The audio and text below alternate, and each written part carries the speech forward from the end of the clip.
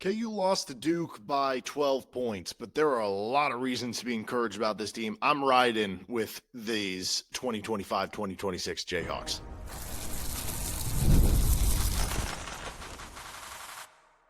You are Locked On Jayhawks, your daily podcast on the Kansas Jayhawks. Part of the Locked On Podcast Network, your team every day. Hey, what's going on? Derek Johnson here. This is Locked On Jayhawks. Thanks for making it your first listen every day, and thank you to the everydayers catching each and every episode of the show. We are free and available anywhere you get your podcasts, and thank you for making the Locked On Podcast Network the number one sports podcast network. We're going to be breaking down KU's 78-66 loss in the Champions Classic to a strong Duke team on today's episode of the show. We're going to get into what went down in the game. No Darryn Peterson.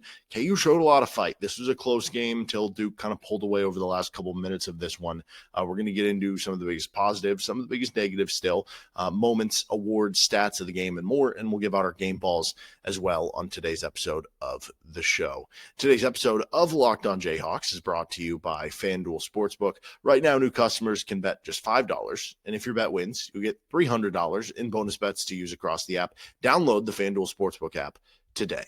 So Kansas falls 78-66, but really, to me, it felt like a game that Kansas played pretty well. Like, obviously, you're without your best player with Darryn Peterson, and you end up not even covering the spread. Like, in my head, I was like, oh, man, maybe if Kansas loses by 6, you'll feel good at the end of this one. I kind of feel good about where this team is at the end of this game. Obviously, there's no moral victories. This is still Kansas basketball, and so you still want to win the game. And so there's still some opportunities there that you felt like were left on the table. But I think overall, long-term for this team, if you continue to get the play that you got from Tre White, I guess over the last 2 games, the level of aggressiveness and scoring that he is providing, if you continue to get this level of play from Flory Bidunga, who played really well in this game, backing up what he did against Princeton over the weekend, if you continue to, I know the shooting didn't come around again for Melvin Council, he did make the 1-3, but if you continue to get that level of aggressiveness, driving and pushing transition play from Melvin Council, where then he won't have to shoot as much because Darryn Peterson is back and he'll be the one taking the tough shots at the end of shot clock situations. And you package that all up together and you continue to get an improving Bryson Tiller and Jaden Dawson and Cole Rosario can hit a little bit more shots. Like, KU did not shoot well in this game, and they had to if they wanted to have a chance to win. If you do all those things that we saw a little bit of tonight and a little bit of in the Princeton game, and you get Darryn Peterson back healthy at some point later this season, I do think you are cooking with something if you're Kansas. And so if you're just reading the box score, you're going to walk away from this game being like, yeah, Kansas lost by 12. This was a close game, right? This was a game that before Isaiah Evans hits that 3 at the end of shot clock situation, is a situation where, it's a 5-point game at that point in time. And had Isaiah Evans not hit, that end of shot clock tough fading 3, which he's a great shooter, so credit to him, or the one at the end of the first half, it's a 2-point game with a couple minutes to go, right? And then it did feel like, okay, like eventually it gets a point, you're down 8, you're down 10 with like a minute and a half. You kind of just like, I don't know, it's not the same level of intensity. It becomes a little bit different there. But what I find interesting too is Kansas struggled with the size of North Carolina, and the size bothered Kansas in certain elements in this game against Duke. I mean, we saw Duke wind up with a lot of extra chances, 13 offensive rebounds. Obviously, with some of the foul trouble they had for a team that's not super deep on big men with KU, that's going to stretch you thin and certainly test you in a lot of ways. But I thought overall it was a good response from them to show that, like, okay, so far to this point in the season, we've seen them, I think, perform better matchup-wise against teams who maybe are more guard-oriented. You think of, like, the Louisville exhibition.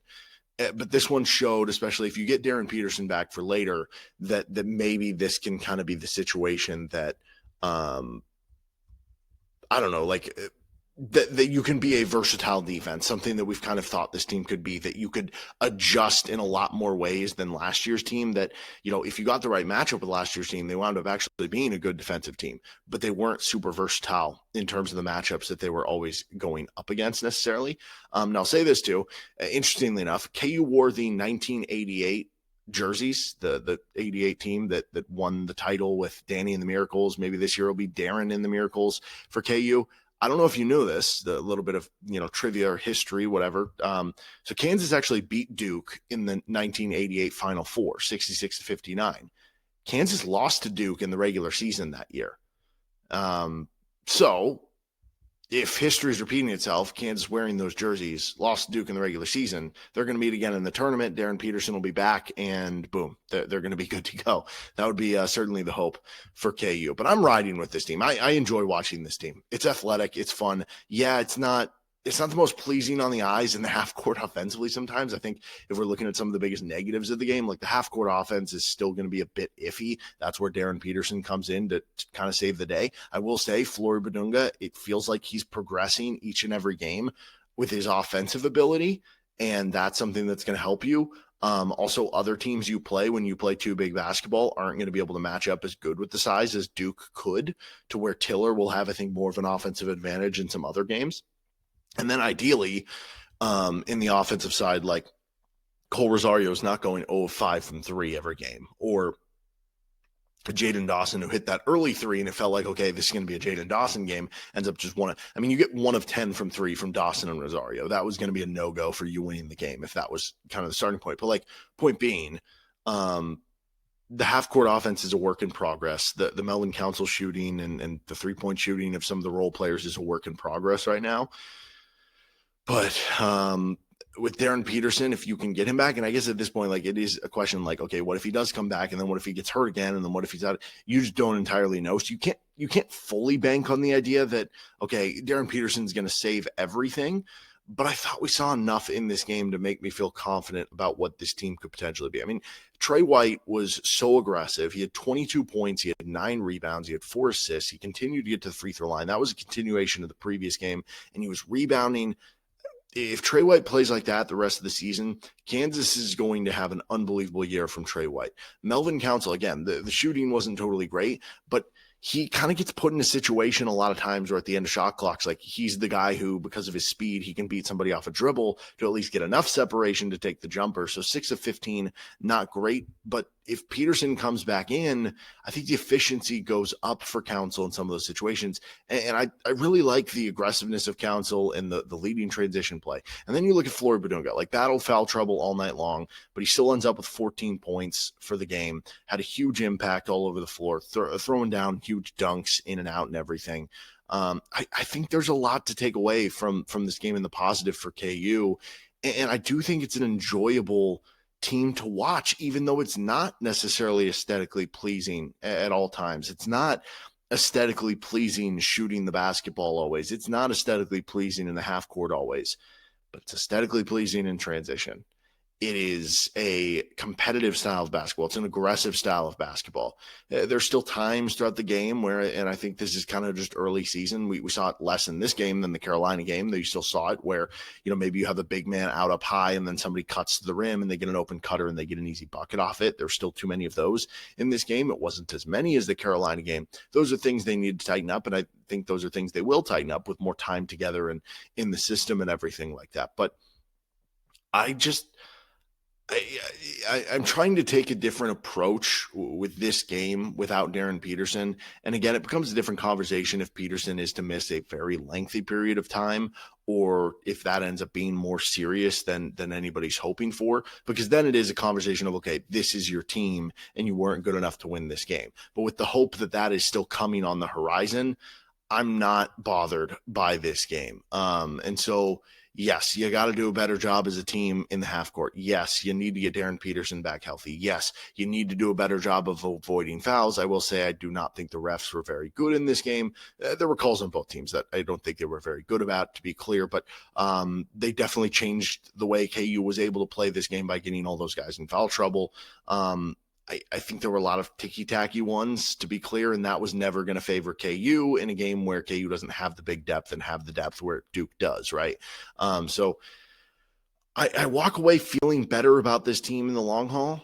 At the same point in time, no moral victories. It's Kansas and the 3-2 record. It's something where, are you going to get Darryn Peterson back in your next games? I don't know, because it's the potential of 3 games in 3 days. And so does it make sense to bring him back? No. Like maybe you target the week after where it's against UConn. So are you able to bottle up what you did in this game? Because if you play like you did today against Duke, again, ideally you shoot it a little bit better. But if you do that in the Notre Dame and Syracuse games, you'll win both games. But we heard Bill Self pretty upset after the Princeton game, too, about his team's performance there. So if you have that mindset coming into the game, maybe you could lose one of those games. So it'll be an interesting next week or so for KU basketball, but I'm certainly not down on this team. In fact, I'm ready to fight for him after what I saw out there against the Duke Blue Devils. All right, let's continue on here and get to some of our moments and plays of the game, stats, the game awards, game balls, all that and more. This is Locked On Jayhawks. Today's episode of Locked On Jayhawks is brought to you by FanDuel Sportsbook. And with FanDuel, college basketball season's back, the NBA is back, and there's no better place to get in on the action than with FanDuel, the official sports betting partner of the NBA and the Locked On Podcast Network. Even if you miss the start of the game or want to ride a hot hand, FanDuel has live bets on everything from who's going to score next to make that fourth quarter comeback. Plus, you can even combine your live bets into a same-game parlay for a shot at a bigger payout. Keeps every game exciting, especially when your team's making that late push. Right now, FanDuel's giving new customers $300 in bonus bets when your first $5 bet wins. So head over to FanDuel.com to sign up and play your game with FanDuel, the official sports betting partner of the NBA and the Locked On Podcast Network.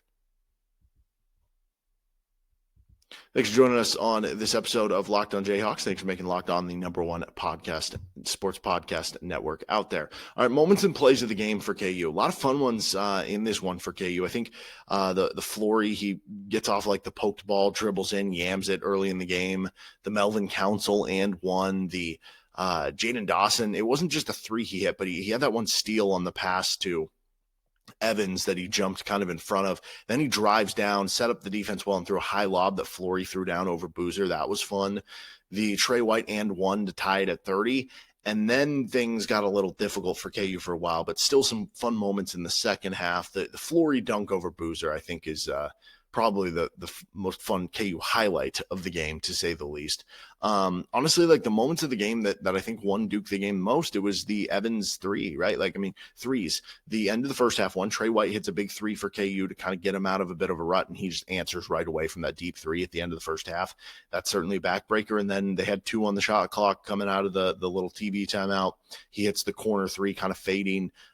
Those two shots were really differentiators for Duke, especially in a game where KU did not shoot well from three. I mean, Duke wasn't great from three either. They were 7 of 26. That's 27%, but that's still better than KU at 4 of 21 and 19%. And really the big difference there is what Isaiah Evans brought to the table with making 3 3-pointers. He was 3 for 7. The rest of Duke was 4 of 19. So that means the two teams combined outside of Isaiah Evans were 8 of 40, so 20%, and Evans was 3 of 7 from 3. That was certainly a game changer for them. But a lot of fun highlights, I think, especially from Flory Bidunga. Also, that one post move he had where he kind of comes up and under and then throws down the dunk. Like, we're seeing some real good footwork stuff right now from Flory that is getting me excited about what this season is going to become. It was a little inconsistent early on, and it's been 2 straight really good games, I think, now for Flory. It doesn't completely just mean like, oh, there's not going to be another, low moment or something, but the more you start to put these together and the more you start to put these flashes together where we're seeing it, it's getting me really excited about what he could be come Big 12 play as he continues to kind of get more reps, especially against good competition like he had in this one. Our stat of the game in this one, I mean, you could point to the Kansas 4 of 21 from 3. Without Darryn Peterson, you probably needed to shoot pretty well from 3-point range. I would also point to Duke shooting 26 free throws. That certainly hurts you in this one if you're Kansas. I would say Duke ending up with 8 turnovers was certainly something to point to, because that was something where in the first half, Duke had 6 turnovers. They only had 2 in the second half. So this is now a continued trend for KU where it feels like they force a lot of turnovers early and then haven't been able to get as many of them late. That's something they're going to have to figure out, because early in the game, KU was having a lot of success turning the ball over and turning that into points. I think beyond that, the 13-8 offensive rebound for Duke was certainly a big one, though. Kansas only trailed by 2 in second chance points. Kansas actually had more points in the paint, interestingly enough, 40-38 there. But yeah, you go through the stats and it's honestly pretty even. Like Kansas, really the biggest thing is Duke just shot the ball better. Duke shot 47%, Kansas 43%. They made the 3 more threes, but Kansas actually shot better at the foul line. They just got 12 less attempts. It was the same amount of turnovers. Kansas got out rebounded, so that's a big one. And then it's 2 less second chance points. Kansas had 2 more points in the paint, 4 more fast break points, 3 more blocks, 3 more steals, 2 less assists. Like, again, this wasn't like a bad game for Kansas. I don't think that 12-point final score is totally leading on to what it could be. So I guess it'd be either the 3-point shooting or the total rebounds, 41-30 would be our stat of the game that kind of defines what happened here. I would be interested if we had a stat, it's not on here, but if we had a stat for KU's like points per possession and half court offense compared to Duke, I'd be interested to see what that was from this game. Okay, our awards of the game, strengthening the case to be the number 1 pick in the NBA draft award. I actually think Darryn Peterson's case got better after this game. Not necessarily that he did anything, but I just don't really. Cam Boozer is a good college. He's a very good college player. I didn't see anything in the game that I was just like, this dude. Because when you watch Darryn Peterson, there are so many moments when you watch him where you're like, this dude's different. This looks incredible. And when you watch Cam Boozer, I don't think I ever got that in the game. And it's not a knock on him. Like, that, he's still going to be a great college player who's just unbelievable, productive college player. But I'm just watching him, just like, this is just a continuation of like Kyle Filipowski, who's like, again, a very good college player. And Filipowski ended up being like an early 2nd round pick and has had a nice early start to his career in the NBA in Utah. But at no point was I like, this guy's on the same plane as Darryn Peterson in terms of just being an absolute game changer. It's like, oh, I'm going to work my way into an offensive rebound and then miss the first shot and then grab another offensive rebound and then go up with it and either get fouled or make the layup after on the second try. He was a good passer. I'll give him that. But like, at no point was I like, this dude's on the same plane as Darryn. I don't know. Like, honestly, Caleb Wilson for North Carolina, mad respect for Caleb Wilson. I would take Caleb, whatever. This isn't an NBA podcast. I don't care. Caleb Wilson, I would take him over Cam Boozer, whatever. In the NBA draft. We'll see how that works out in a couple of years. Okay, booze of the game. That goes to Duke fans. So KU took a 26-20 lead. Tre White got fouled, and it was the 4th foul of the half on Duke. From then on, the rest of the half, I think second half is pretty even in the number of fouls called, but not that it should be even, right? Make the right foul calls. But it felt like, so from then on, it was 8-3 in fouls called. Kansas was called for 8 fouls from that moment on. The rest of the half, Duke was called for 3. And again, it's not the official's job to call an even amount of fouls. In fact, they probably should do it less. Is it being, as even as it is? How many years did we see with like Press Virginia where it was almost just like a testing of, we don't think you're going to call everything, right? At the same point in time, some of the ones that were called on KU, a little ticky-tacky there. And the reason I bring it up is just, it's not just that it changed the rest of the first half and how Duke was able to grab the momentum. It's how it changed the whole game for KU with the guy. I mean, your entire front court was in foul trouble. Tre White, Flory Bidunga, and Bryson Tiller all got 2 fouls in the first half. And do I think Kansas should approach those situations a little differently? I actually understand Flory sitting with 2 fouls in the first half because he is somebody who is prone to foul, right? And so that's something you need to work on. But even then, and especially this applies for Tre White, I think especially, but it's almost like if you're sitting a guy with 2 fouls in the first half, the issue there is that you are guaranteeing he is out of the game. And yes, there is the risk he could pick up the 3rd foul, but it's a risk. It's not a guarantee he's going to pick up the 3rd foul. And you could wind up at the end of this game. For instance, what was KU outscored during that stretch? Floor was on the bench by like 14 or something. Do you think if this was posed to me by somebody, I don't know if he wants me to say his name or not, so they'll just text me and was like, do you think Bill Self, if he could go back in time and they said, hey, you can risk Flory picking up a 3rd foul, but if you keep him on the bench, you're going to be outscored by 14. Do you think he would have played Flory? I think he probably would have, right? So that's certainly something. And it's just like, there's no guarantee they're going to end up getting a 5th foul. So you don't have to completely sit him for the rest of the half necessarily, especially if it's not, in Tre White's case. But anyway, the last one here is the spell check of the game. I don't know who it goes to, but I know who it doesn't go to. Whoever did Bryson Tiller's jersey, poor guy had 3 L's on the back of his jersey. Was that the telltale sign that they were going to take an L in this one to Duke? Unfortunate there. We need to get the spelling right on Tiller's last name. All right, that'll do it for our game awards for that specific side. Let's give out some other awards, though, with game balls for KU next. This is Locked On Jayhawks.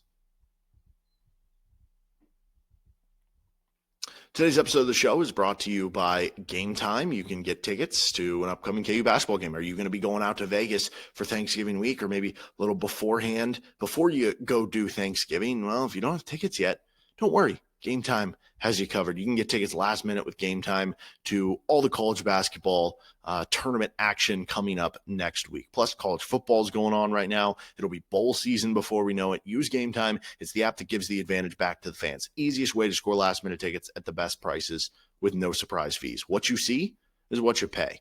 So take the guesswork out of buying college football, college basketball, whatever tickets with Game Time. Download the Game Time app, create an account, and use code LOCKEDONCOLLEGE for $20 off your first purchase. Terms apply. Again, it's promo code LOCKEDONCOLLEGE, LOCKEDONCOLLEGE for $20 off. Swipe, tap, ticket, go. Download Game Time today. Thanks for joining us on this episode of Locked On Jayhawks, and let's give out our game balls and look at what's next for KU. So for the Jayhawks, let's give out our offensive game ball to Tre White. Tre White had 22 points. Love watching him when he's aggressive because he's a good slasher. He can get to the rim. He gets to the free throw line. He can hit the occasional jumper. So 22 points, was doing a little bit of everything. Also added 3 offensive rebounds, which led KU. He also had 4 assists compared to just 1 turnover. Excellent game for Tre White. I do think Flory deserves at least an honorable mention here. If he would have avoided foul trouble a little bit more, he probably ends up with a little bit more points. Also, if they would have been calling Gongba as difficult on fouls as Flory was, maybe he ends up with another trip to the line or something.